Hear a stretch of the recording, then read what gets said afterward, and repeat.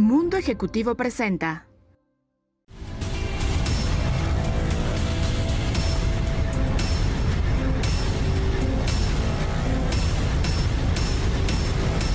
Mundo Ejecutivo presenta Trinchera Empresarial TV, en guerra por nuestros empleos.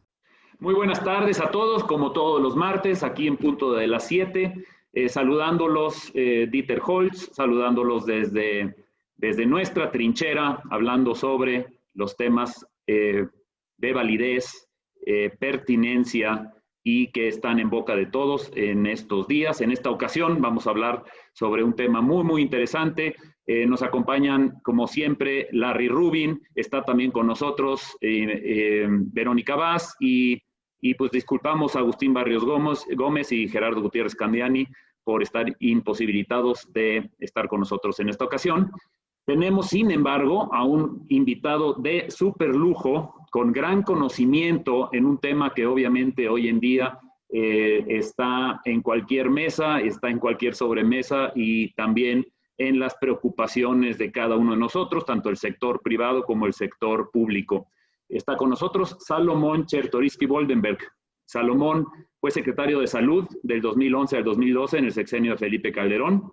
Fue también secretario de Desarrollo Económico de la Ciudad de México del 2012 al 2017. Contendió por la regencia de la Ciudad de México en el 2017 y actualmente, muy importante, un contrapeso muy significativo, es presidente del Consejo Consultivo Ciudadano Pensando en México. Un gran nombre para una iniciativa que pretende poner sobre la mesa cuestionamientos y soluciones a temas de validez. En este caso, pues obviamente el tema de salud. Platicaremos con Salomón sobre esta iniciativa que él preside, qué tanta influencia puede llegar a tener, qué obstáculos se ha enfrentado, y después pasaremos directamente a un tema muy importante. Si el sistema de México, el sistema de salud, tiene una política pública bien pensada, sí o no. Nosotros vemos que lo sufrimos como todos los ciudadanos. Yo creo que tanto los ciudadanos con más escasos recursos como ciudadanos con recursos sufren la falta de un sistema público de calidad y muestra de eso es los estudios internacionales de eficacia que nos ponen en un lugar alrededor del lugar 70, que pues realmente si somos la economía 13 del mundo, pues estar en el lugar 70 rankeado en la eficacia del sistema de salud, pues obviamente no es bueno para nosotros mexicanos, ¿no? Sobre todo con una población aún joven, es decir, que en los próximos años, si no tenemos una plataforma del sistema de salud sólida, pues nada más se van a empeorar las deficiencias conforme vaya envejeciendo la población. En Latinoamérica, México apenas se cuela entre los 10 primeros, con Chile, Costa Rica, Uruguay a la cabeza por mucho, pero inclusive El Salvador mejor rankeado que México. Esto sabemos que no es consecuencia del gobierno actual, sabemos que hay décadas y décadas en México de una mala planeación y una sobrecargada corrupción en los sistemas de salud, pero de todo eso platicaremos y sobre todo en un inicio entender este gran movimiento que preside Salomón. Salomón, adelante, platícanos un poco. Gracias, Dieter. Te saludo con mucho gusto. Vero, Larry, qué gusto estar esta noche con ustedes. Una de las cosas que desde que inició esta administración han estado latentes es que al gobierno actual no le gusta las organizaciones de la sociedad civil, no le gusta el conocimiento y la especialización, y no respeta mucho la pluralidad.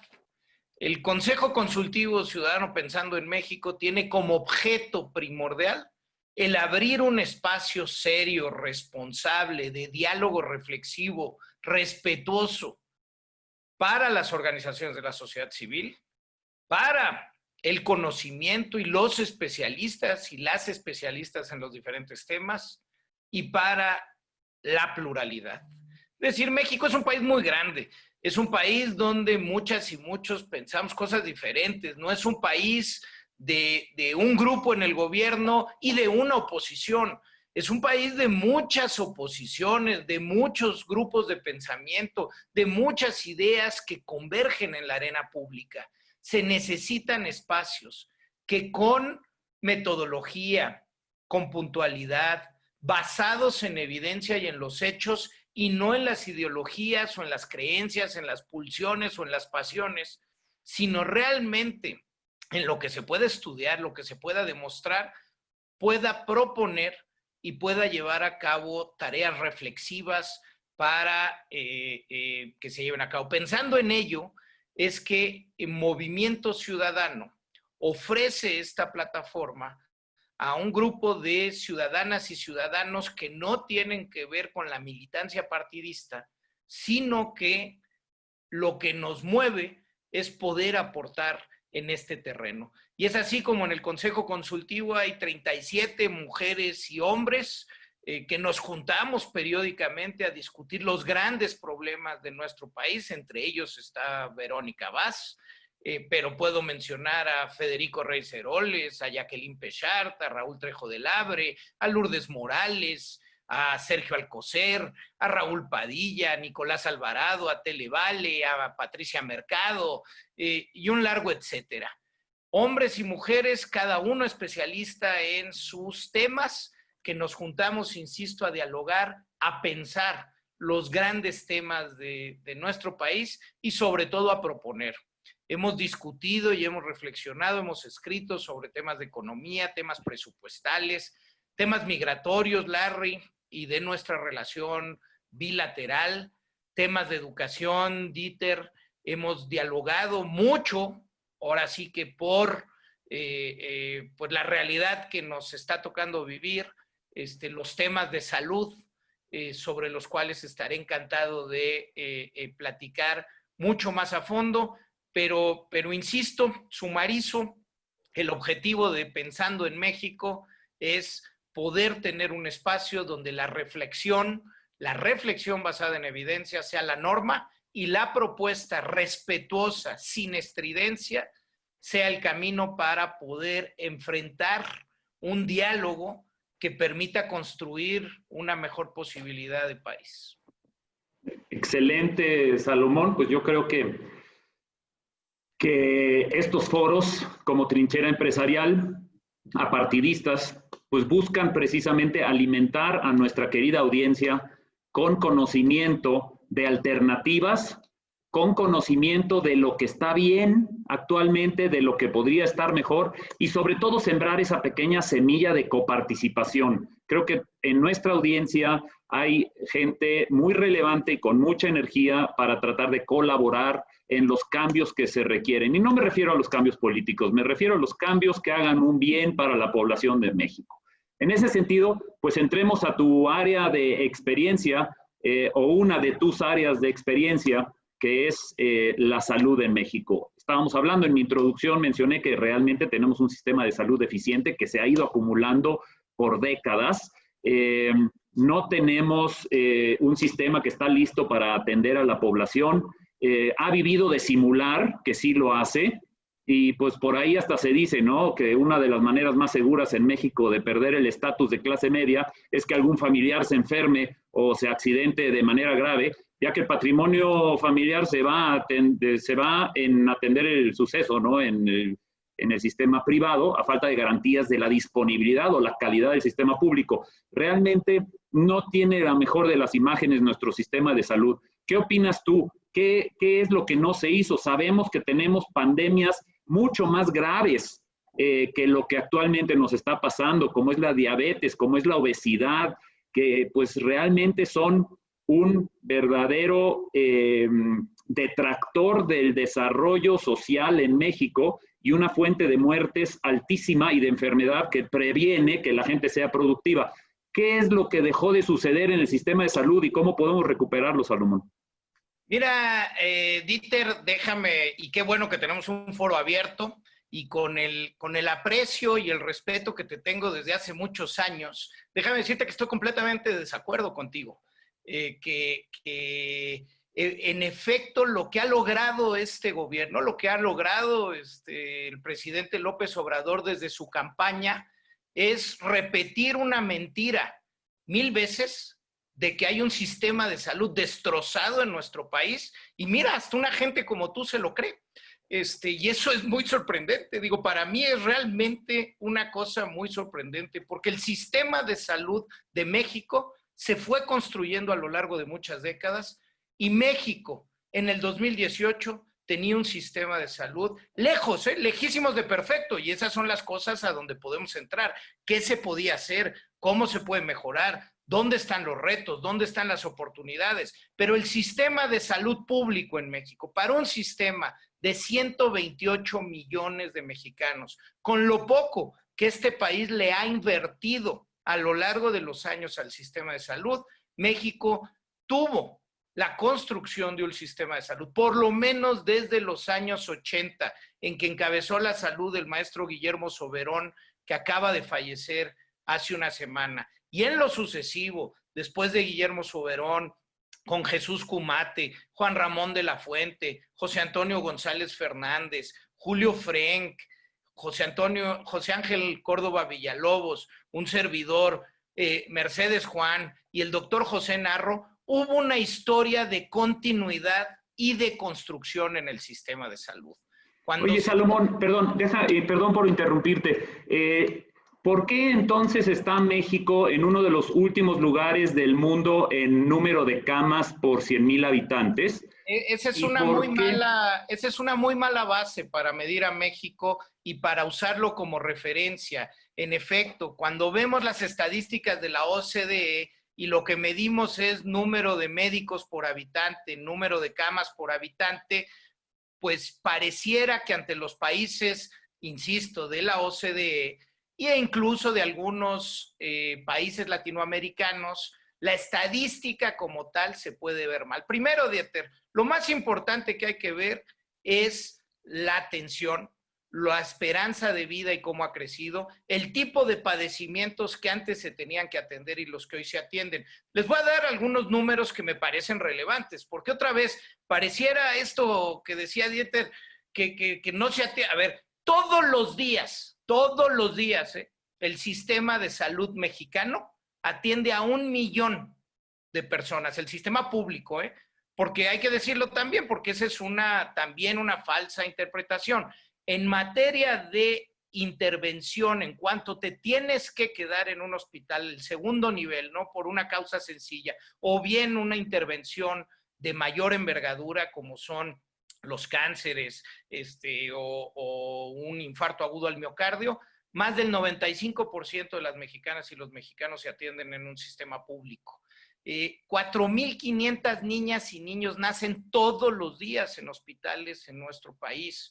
4,500 niñas y niños nacen y nacen bien y se les atiende. En México se realizan 12,000 cirugías, más de 100,000 mexicanas y mexicanos se atienden en urgencias. Y no solo eso, a partir del 2003, con la creación del Seguro Popular, se fue inyectando más recursos, se fueron construyendo más unidades médicas. A mí me tocó iniciar, supervisar, terminar más de 2,000 nuevos hospitales y unidades médicas. Pero cuando vemos nada más el número de médicos o el número de camas, no atendemos a la comparación con los países de la OCDE de cuál es nuestra realidad demográfica y epidemiológica. México es un país muchísimo más joven que los otros países de la OCDE. La mediana de nuestra población es aún de 29 años.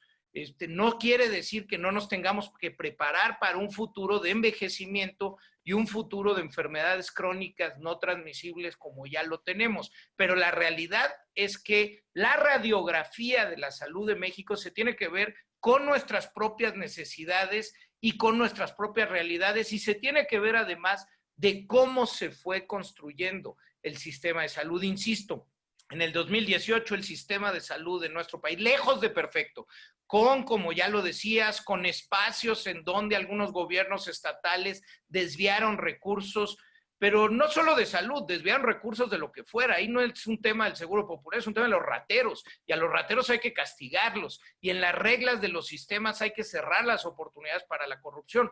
Pero cuando se confunde el diagnóstico, cuando se confunden las causas, podemos hacer lo que se hizo en estos primeros años de gobierno, que es, como decía mi abuelita, tirar el agua sucia de la bañera con todo y el niño. Es decir, pues hubo algún gobierno estatal que desvió recursos de salud o había algunas fallas, pues entonces termina con el sistema. Y ahí es donde empiezan nuestros grandes problemas en estos últimos 2 años. Había muchísimas cosas que hacer y lo podemos platicar. Teníamos que pasar de un sistema que se construyó para ser curativo a un sistema sobre todo preventivo. Tenemos que pasar a un sistema que atienda con mayor calidad, con mayor homogeneidad. Se necesitan más recursos, se necesita que las capacidades instaladas de los diferentes sistemas e institutos se pueda aprovechar para todos. Y hay muchas otras cosas que hablar, lo podemos seguir haciendo en los siguientes bloques, pero para mí sí es bien importante, Dieter, porque además porque me la creo, porque estuve ahí, porque lo conozco a fondo,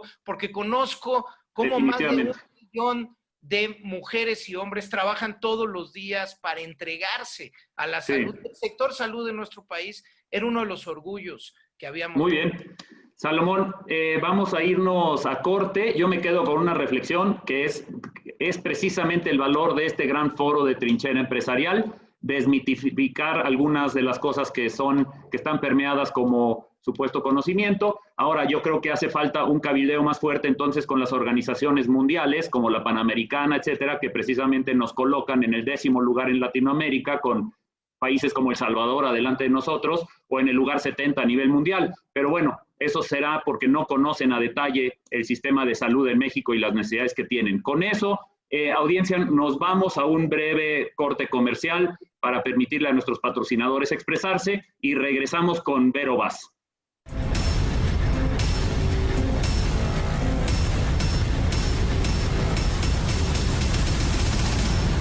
En la edición de octubre de la revista Mundo Ejecutivo, te presentamos a los 20 ejecutivos más destacados en el área de la administración del capital humano, los CHROs que apuntalan el valor humano en las empresas en medio de la turbulencia económica global. Además, profundizamos en la oportunidad que tiene el sector asegurador con la llegada de productos InsurTech al mercado automotriz que demandan mayor cobertura basada en condiciones personalizadas. Asimismo, hablamos del segmento de flotillas, el cual se despliega con éxito como el puntero de las divisiones en el sector de transporte gracias a la telemetría y a los productos primarios que entregan, de cara a la reactivación económica del país. En este número también escribe en exclusiva Julio Velázquez, director de Google Cloud México, quien revela cómo la inteligencia artificial es una herramienta para innovar en medio de la incertidumbre. Igualmente te presentamos un especial sobre los avances, promesas y su llegada a nuestro país de la vacuna Sputnik V de la mano de la farmacéutica Landsteiner. Consulta la edición digital de la revista Mundo Ejecutivo en nuestro sitio web o descarga el ejemplar completo en nuestras redes sociales.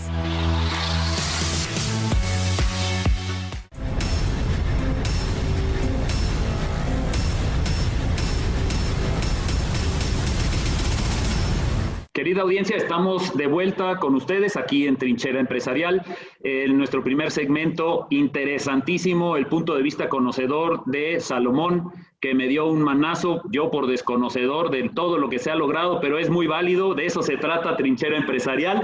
Vamos a hablar con Vero Vaz, una experta desde el punto de vista de la sociedad civil, en lo que realmente los sistemas de gobierno deben de generar, que es la equidad. Ahora, el sistema de salud en lo específico, pero en lo general, el sistema de salud como embona dentro de toda esta responsabilidad del gobierno para generar equidad o disminuir la inequidad. Pero vamos por el camino correcto, Vero.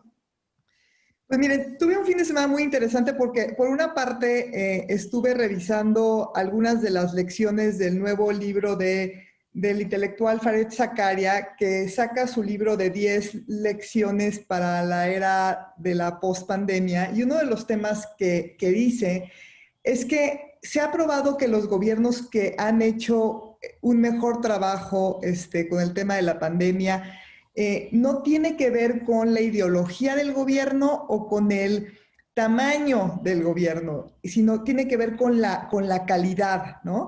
Y justo o sea, tiene que ver con la calidad, tiene que ver con la confianza, tiene que ver con la capacidad de decir algo y que las personas sigan esa línea.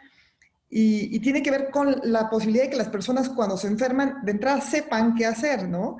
Y entonces estaba yo revisando eso y después revisé el libro en el que participa Salomón. Justo es un esfuerzo del Consejo Consultivo Ciudadano Pensando en México, ¿no? Que es un libro que tiene todas las lecciones y que tiene ahora sí que los insumos de 6 secretarios de salud, ¿no? Y entonces justo hay un vínculo entre estos dos. Cuando se ve lo que sucede en México, para empezar, es un punto de negación donde no puede haber aprendizaje porque el gobierno no ha dicho, nos equivocamos, ¿cómo lo hacemos mejor? O sea, no hemos llegado a ese momento. Pero además se ve toda una serie de errores donde nunca se recalibra y se aprende y se regresa a hacer las cosas de cierta manera, ¿no? Entonces, desde el uso del cubrebocas, hasta si te quedas en casa o no te quedas en casa, hasta que la mayoría de los mexicanos, si se enferman, no saben qué hacer o no saben cuál es la vía institucional para ser atendidos, ¿no? Si se enferman en esta coyuntura. Entonces, lo que se ve es un gobierno absolutamente ineficaz para poder atender esto, ¿no? Desde el tiempo que se tardó en conseguir los insumos y bueno, hasta ahorita, ¿no? Que estamos viendo en el tema del presupuesto, este tema de que cuánto se le va a destinar, si sí, si no, y muchas de las lecciones, además, y también eso viene en este reporte, vienen de lo que están haciendo los gobiernos locales, ¿no? Entonces, es también muy, muy interesante ver cómo a nivel federal hay una enorme ineficacia, sin embargo, a nivel local hay gobiernos que le están haciendo mejor que otros.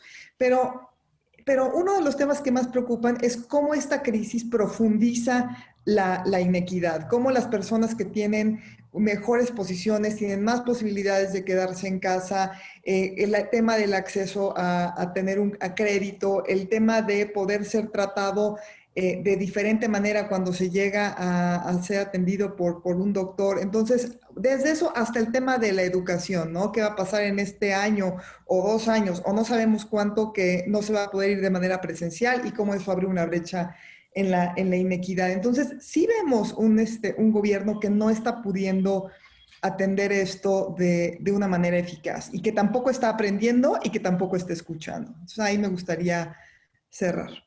Sí, muy bien, pero entraremos con Salomón al momento que ahora nos atañe, que es el tema de la pandemia, para ver su punto de vista y qué se debería de hacer para corregir rumbo. Pero antes, con Larry, digo, hay muchas diferencias entre países como Estados Unidos y México.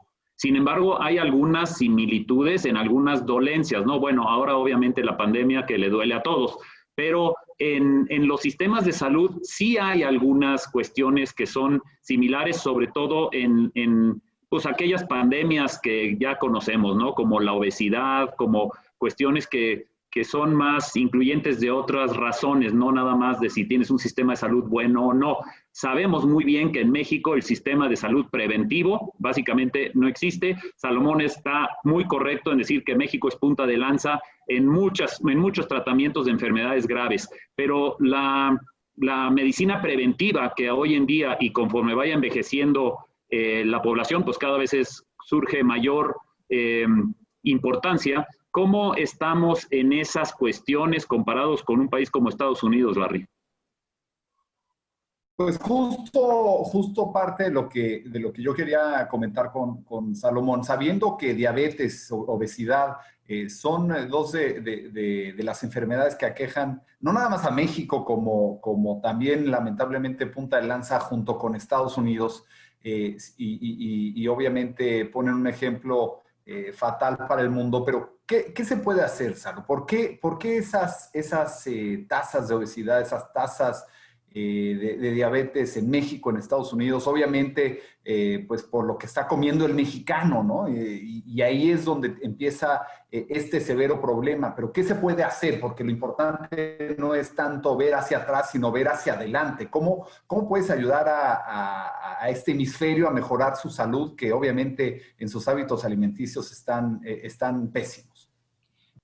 Muy bien, digo, me parece bien y para no irme como decía Larry, a lo que invitas de platicar del pasado y cómo ha sido y la relación, porque pues no importa qué tan grande el muro, los virus no respetan a los muros pues una sexta parte de nuestra población se encuentra en los Estados Unidos y padece, como decía Dieter, pues de los mismos temas que padecemos aquí, y son temas comunes. Entonces, para adelante, ¿cómo? Porque en efecto, los problemas que hoy aquejan a la salud requieren de un sistema que se concentre, como decía Dieter, en la prevención.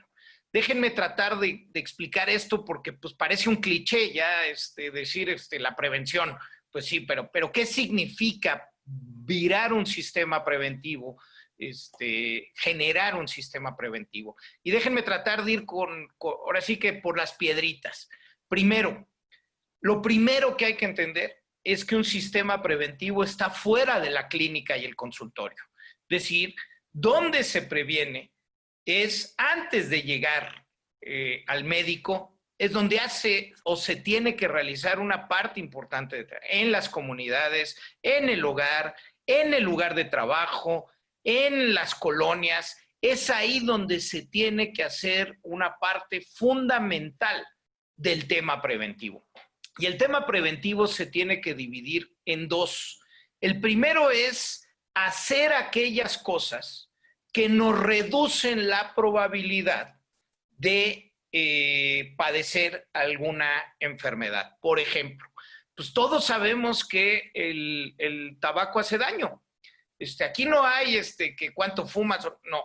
Fumar un cigarro hace daño. Lo sabemos todos. No es un tema de información, no es un tema que no se conozca, no es un tema en donde no se haya tratado de incidir en la política pública a través de impuestos, a través de restricciones en los lugares públicos, a través de hologramas etiquetados o lo que quieran llamarlo. El cigarro hace daño. Bueno, ¿qué pasa entre que se tiene toda esa información en donde ya se realizaron las políticas públicas que parecieran pertinentes y se tiene que llevar todo ello a la acción? Es decir, que para alguien decidir dejar de fumar sea realmente un tema de responsabilidad individual, sabiendo lo difícil, sobre todo cuando existe una adicción. ¿Qué pasa entre la información y la acción?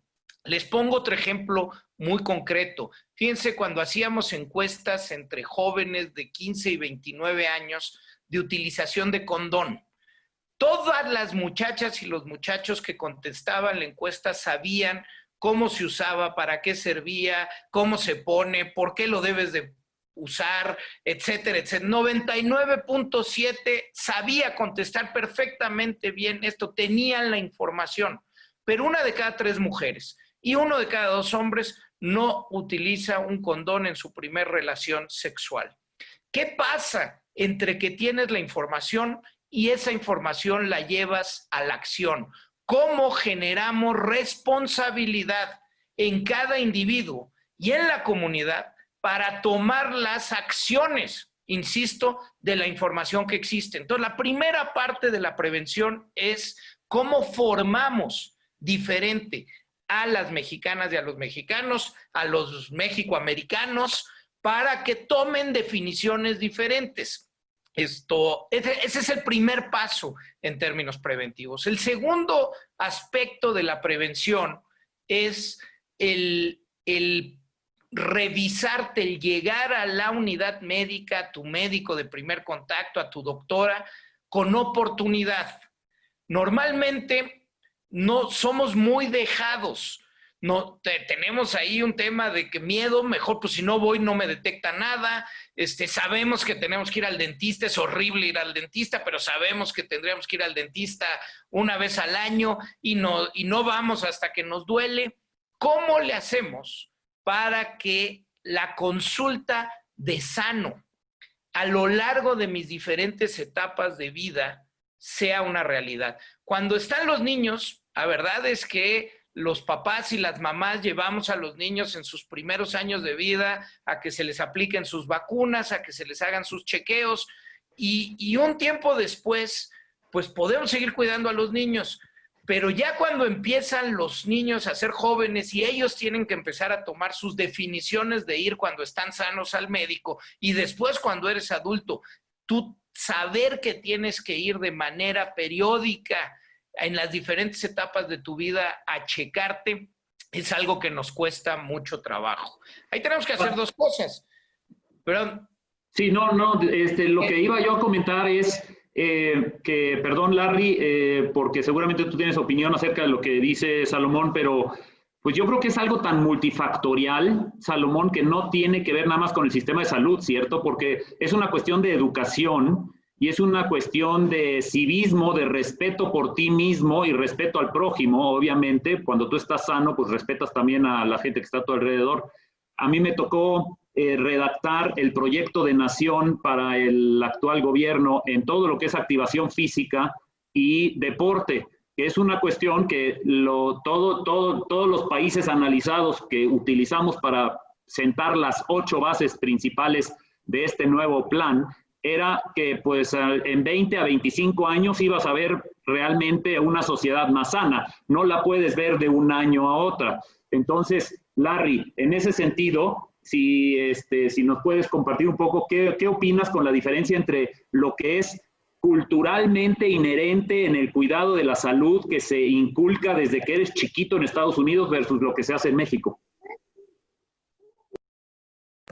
Sí, no, definitivamente yo creo que aquí entra el factor que dice Salomón, ¿no? El tema de la prevención, de tener el hábito de ir con el doctor, el hacerte chequeos médicos, ¿no? El llevar una vida sana. Si, por ejemplo, si sabemos, justo este ejemplo que decía Salomón, si sabemos que el cigarro no es bueno para nuestra salud, pues habría que dejarlo, ¿no? Y así otros hábitos que no hacemos en general los mexicanos y los americanos, como puede ser ejercicio y dormir las horas que debemos dormir, ¿no? Todo esto contribuye. Pero ¿qué dirías tú, Salomón, porque trato de ver a lo mejor un hilo conductor entre estos dos grandes países vecinos y que comparten no nada más territorio, digamos, en el mismo hemisferio, sino poblaciones que se comportan en cierta medida similar, ¿no? Y creo que por ahí va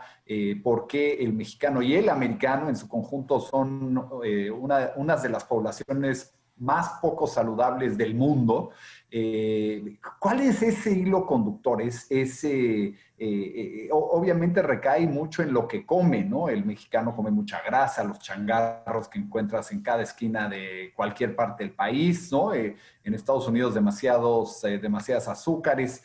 ¿Cuál es ese hilo conductor? A ver, es un hilo conductor del mundo y déjame decirte, Dieter decía es multifactorial y estoy totalmente de acuerdo. No se le puede atribuir solo cuando dicen el sistema de salud es el culpable de la obesidad. Bueno, hay que ser más cuidadosos. De entrada es genético, vaya. Estamos genéticamente carburados para acumular calorías porque la mayor parte de la historia del hombre y la mujer sobre la tierra, lo que había era escasez. Entonces, cuando tenías comida, el cuerpo está predeterminado para acumular esa comida. Genéticamente se nos antoja más un brownie con helado de vainilla que un brócoli, porque lo que queremos es la acumulación de calorías. Pero ¿qué pasó a lo largo de la etapa industrial y sobre todo en las últimas décadas? Que en muy poquito espacio físico, con muy poquito dinero, podías hacerte de las calorías. Pues ¿cuánto es una bola de helado? Pues son 1000 calorías. ¿Cuántas bananas necesitas comerte para que tu cuerpo reciba las 1000 calorías? Entonces hay un tema genético multifactorial en efecto, un tema de abaratamiento de los productos calóricos también relevante, y todo eso tiene que entrar en el mandato para poder construir sociedades más responsables. Hay que entender que hay una decisión individual, pero también hay que entender que hay una pieza donde la comunidad y los gobiernos coadyuvan para que el individuo tome sus mejores decisiones. Muy bien, Salomón, excelente. Con eso cortemos para nuestros patrocinadores que puedan dar un mensaje. Entramos a comercial y regresamos después de esto. No se vayan.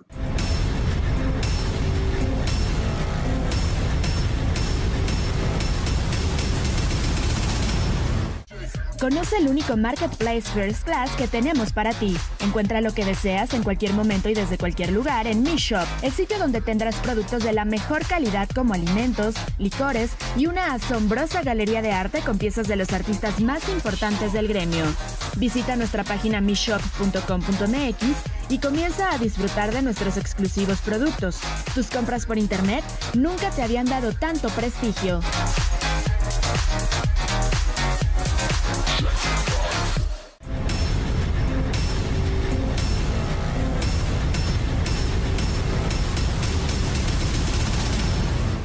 Pues bienvenidos de regreso aquí en Trinchera Empresarial. Platicábamos con Salomón Chertorivsky, mis co-conductores Verónica Vaz y Larry Rubin y su servidor Dieter Holtz. Platicábamos acerca de puntos muy, muy relevantes. Salomón nos abrió la puerta a información pues de primera mano por la tan relevante responsabilidad que ha tenido Salomón en su trayecto de vida pública y ahora también pues, siendo un catalizador de participación ciudadana en sus esfuerzos actuales, específicamente en salud. En ese sentido, pues muy acertado lo que Salomón mencionaba acerca de que el primer punto para cualquier prevención pues es generar responsabilidad. En ese sentido, pues si lo que no hacemos ahora, pues nos va a perseguir por muchos años, si no es que por muchas décadas. Y no tanto la pandemia en general o en específico, sino más bien todo pues la manera en la que uno como gobierno se preocupa o se ocupa de cambiar hábitos y de mejorar el sistema integral que, como bien dice Salomón, y lo reitero, todo empieza con la prevención y la prevención empieza con generar responsabilidad. De ahí que la importancia de ver a la gente pues con tapabocas, ¿verdad? Porque eso es lo primero que te indica que se tiene que tener la responsabilidad con el prójimo de prevenir. Bueno, Vero, en ese sentido, ¿qué nos espera a futuro con lo que estamos viendo de ejecución ante la pandemia del gobierno en estos momentos, en estos meses?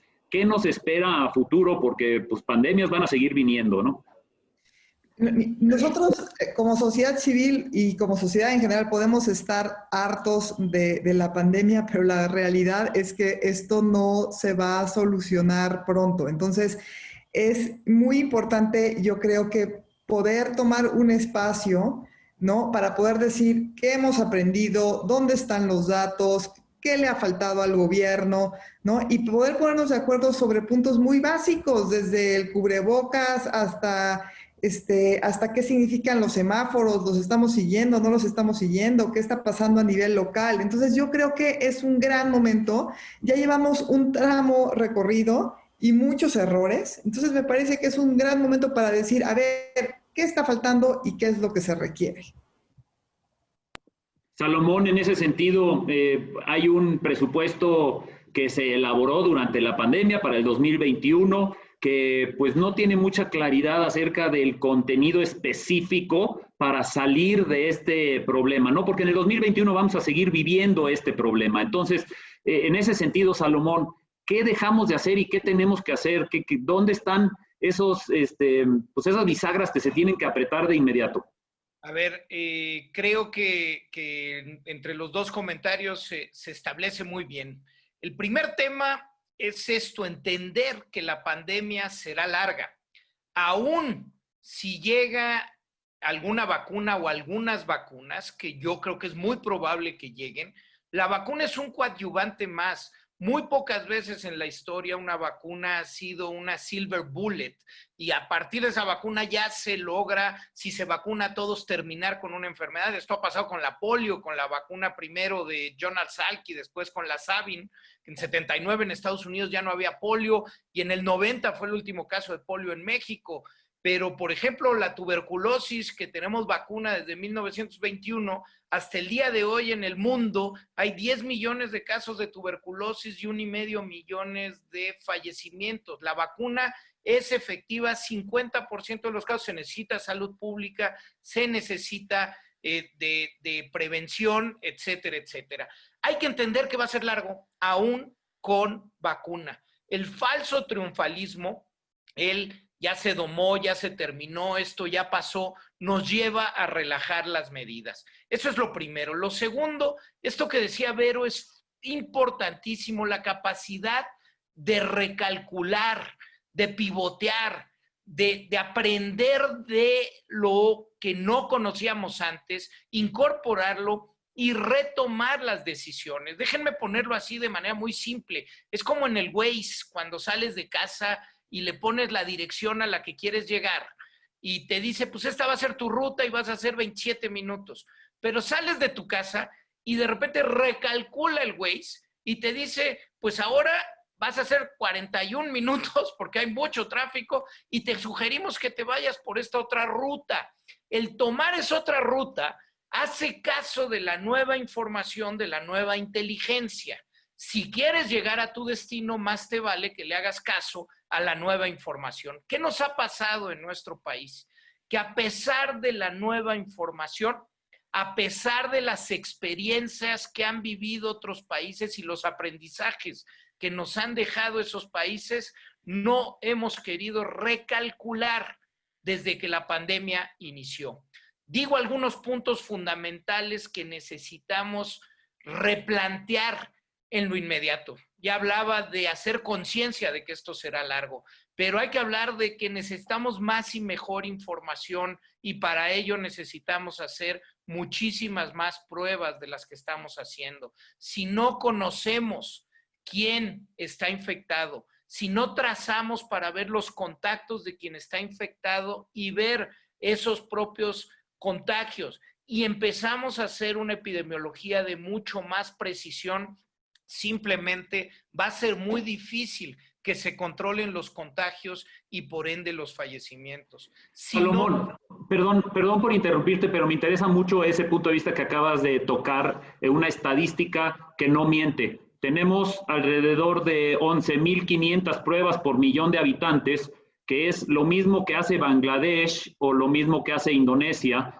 y tenemos países que tienen 280, 270, 250, 180 en algunos países latinoamericanos, 180,000 pruebas por cada millón de habitantes, y nosotros nada más 11.500. ¿Cómo pensamos que podemos tratar algo si no estamos viendo dónde está el problema o quiénes están infectados?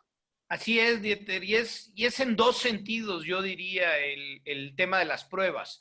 El primero es en efecto este que dices, si no tenemos información, hoy que además sabemos la importancia que juega en la dispersión del virus los casos asintomáticos, los casos que no saben ellos mismos que están infectando a otras personas, sin información es como ir a ciegas en una navegación. Se necesita información para poder hacer buena política sanitaria y desde que inició la pandemia no hemos tenido buena información. El segundo punto es el que decía, a partir de hacer pruebas, tú tienes la posibilidad de trazar a los contactos de los casos positivos, también hacerles pruebas y entonces tú vas viendo los núcleos que debes de confinar para evitar la dispersión del virus. Estamos entrando en una etapa que va a ser seguramente muy complicada, porque no tenemos esto que decían, no tenemos las pruebas, y entramos ya a la época invernal. La época invernal trae aparejado enfermedades respiratorias, trae la influenza estacional, y con ello se puede generar lo que se conoce como una sindemia, es decir, que dos o más epidemias circulen al mismo tiempo. Ya tenemos los primeros casos de influenza H1N1 con SARS-CoV-2. Cuando esto sucede en los próximos meses, cuando ya estamos en pleno desconfinamiento de la población, la severidad con la que nos ataquen los males respiratorios puede llevar a que se complique la atención para los pacientes. En ese sentido, es urgente que también tomemos la definición de hacer una campaña extraordinaria de vacunación antes de que termine el año, etcétera. Otro punto que hemos negado desde hace varios meses y que es fundamental son estas medidas tan sencillas y reiteradas, pero una en particular, el uso del cubrebocas. Es fundamental, esa es la vacuna que sí tenemos hoy. Fíjense, y otra vez en memoria de nuestro premio Nobel de Química de Mario Molina, que falleció también hace algunos días. El 15 de mayo, Mario Molina vino a presentar el estudio, el primer estudio científico en donde se podía ver que la forma de transmisión más importante y eficaz de este virus era la aérea, que no era como habíamos pensado en un principio, que si tocábamos los objetos y después nos tocábamos nariz, boca u ojos, no, que la forma más efectiva de transmisión era la aérea y que por tanto lo que tendríamos que haber hecho es desde ese mediados de mayo mandatar el uso del cubreboca en todos los lugares públicos cerrados de nuestro país. Si eso lo hubiéramos hecho desde mayo, al día de hoy serían más de 35,000 vidas que se perdieron, que se hubieran salvado. De esa es la dimensión que estamos hablando, pero otra vez, como decía Larry, ya no ha pasado para el futuro. Bueno, tenemos que mandatar el uso del cubrebocas. Es tarde para quienes ya perdieron la vida, pero es temprano para poder evitar las que siguen. Muy bien, Salomón, pues sí, y empecemos por la gente que aparece todas las mañanas en la televisión, ¿no? Podría ser una buena manera el ejemplo de Twitter es fundamental para comunicar con responsabilidad. Claro. En el sentido, tocaste un tema sobre las vacunas y ahí me llama la atención la coparticipación privada, si bien sobre todo gracias a la Fundación Carlos Slim, pero hay la posibilidad de que en México, gracias a la participación privada, que haya un giro en el tratamiento de la pandemia, con México como un país líder, tanto en la producción como en la distribución a nivel Latinoamérica de las vacunas de AstraZeneca. Todos leímos la Fundación Carlos Slim, pues aportando 90 millones de pesos de entrada para que estos fuera realidad. Eso muestra que la coparticipación privada tiene un ángulo pues primordial, ¿no? En que esto, el gobierno no puede solo, pero tendría que haber más apoyo o la iniciativa privada ya está haciendo lo que se puede.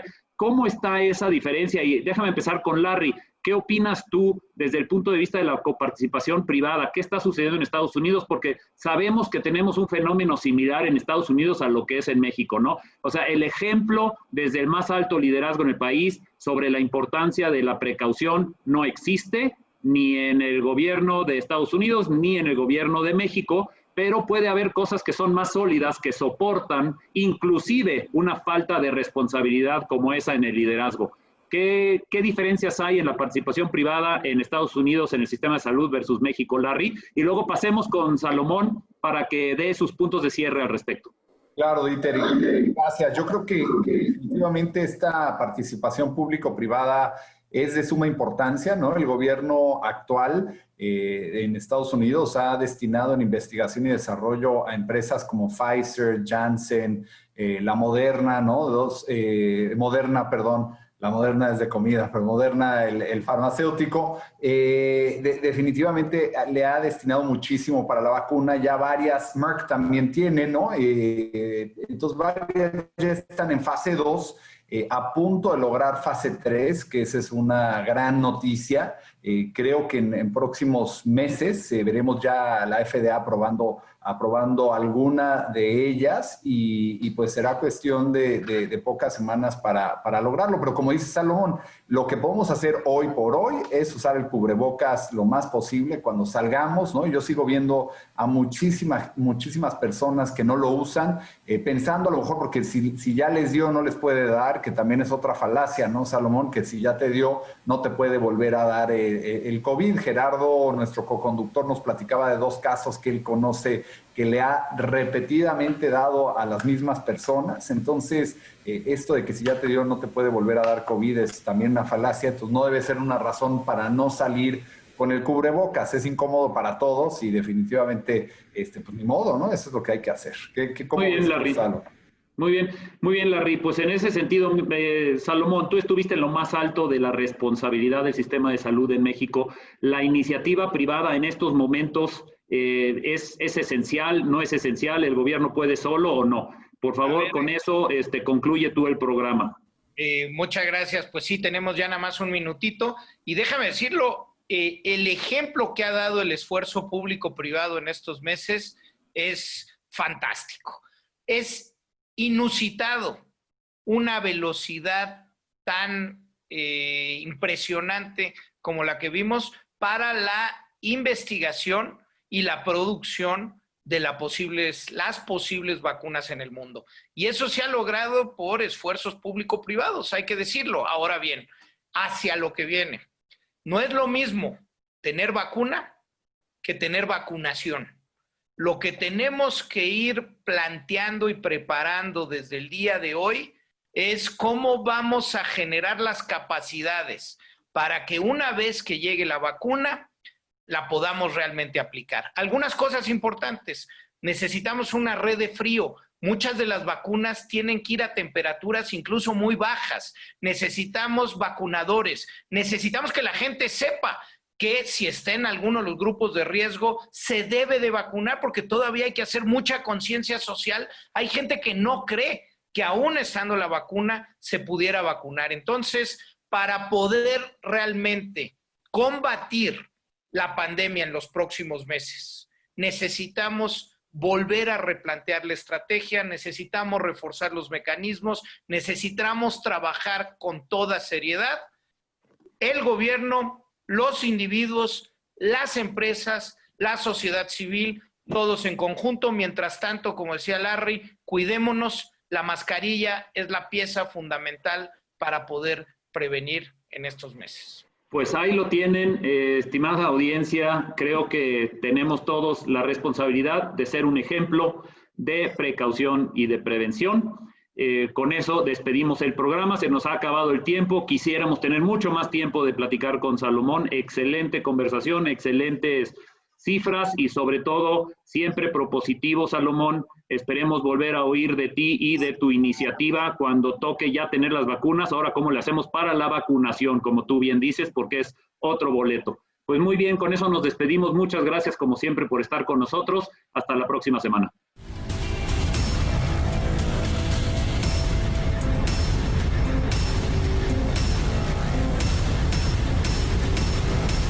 Mundo Ejecutivo.